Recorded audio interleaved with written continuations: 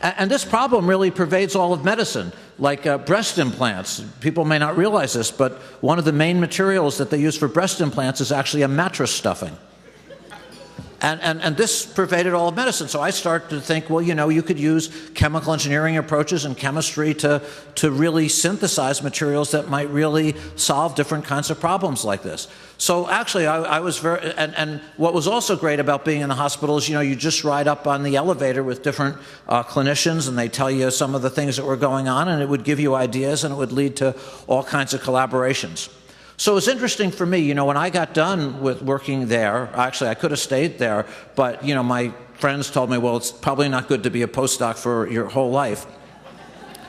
I applied to a lot of chemical engineering schools, and actually not one of them would hire me because they said, what you're doing really isn't engineering, you know, it's more biology, and we need to have a lot of mathematical equations. And I said, well, how do you write equations for like angiogenesis? You know, you're just trying to prove that it exists and you could stop it. Well, I said, well, but equations are really important. That's actually the culture of a lot of engineering. Anyhow, I didn't do too well on that. So I ended up actually coming back to what was the Nutrition and Food Science Department at MIT, and later the Applied Biological Sciences Department. And finally, when the MIT decided they didn't want that anymore, the Chemical Engineering Department was nice enough to take me back. So if I fast forward from that to maybe about 6 years ago, Tyler Jacks actually asked me if I would be a part of the Cancer Center. And I felt that was really exciting. I thought that would be a wonderful opportunity. And then a year after that, he and Phil Sharp called me up and they said, Bob, you know, there's an opportunity to get grant money in nanotechnology. The National Cancer Institute would like to give money for that. They said, how would you like to put together a grant to get us all that money? And so actually, we got a lot of really good engineers working on that, many in this room, working with a lot of outstanding biologists, also many in this room. And we put together that grant, and it actually did extremely well. It finished #1 in the country of about 80 grants. And I think that, and that's led to, I think, some of the things that are going on in the Koch Institute today and tomorrow. Some of the things that are going on, to try to answer Nancy's question a little bit, would be, could you take chemotherapy and maybe using nanoparticles direct it right to the cancer cells and hopefully not other cells?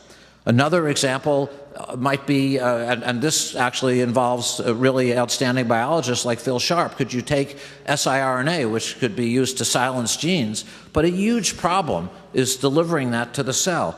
So people like Sangeeta Bhatia, Dan Anderson, myself, and others are working on that.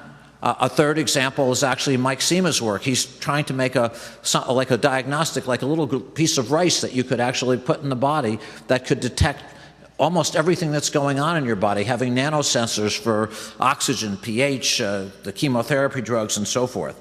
So there's all kinds of new ideas. In fact, last year there was a Cancer Center review by the NCI, and I think Tyler made us all practice on this for many, many hours. And I remember seeing that the only person that gave a good talk at the end of this was Angelica, who gave, but everybody like myself and everybody else didn't do so well, so we had to keep rehearsing.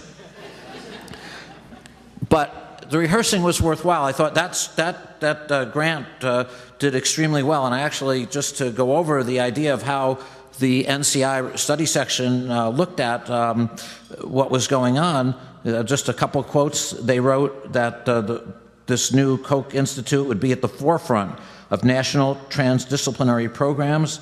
They also called this a paradigm-shifting initiative, and wrote that this is an impressive transformative vision with tremendous potential for leading a major paradigm shift in the field of cancer research.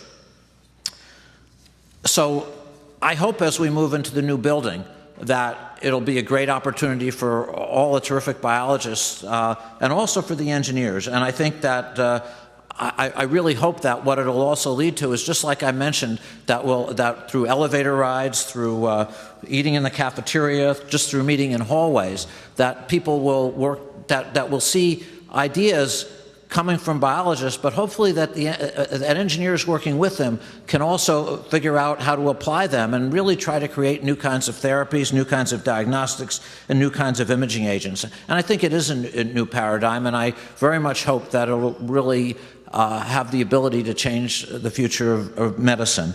I personally, and I think this is true for really all the engineers, just feel incredibly privileged to be a part of it. And, I realized as I got up here tonight that I think I don't know that many people past the second row.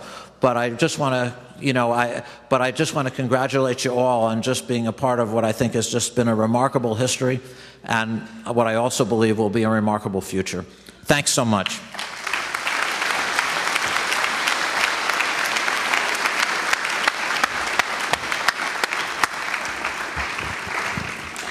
Thank you, Bob, for those inspiring comments.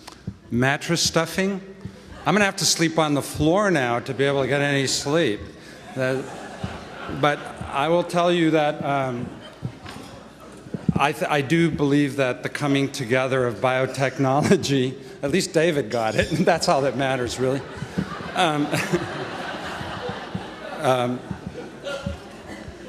I do want to say that it is an extremely important and new things, and this is where MIT has led always, and I'm sure that MIT will continue to lead.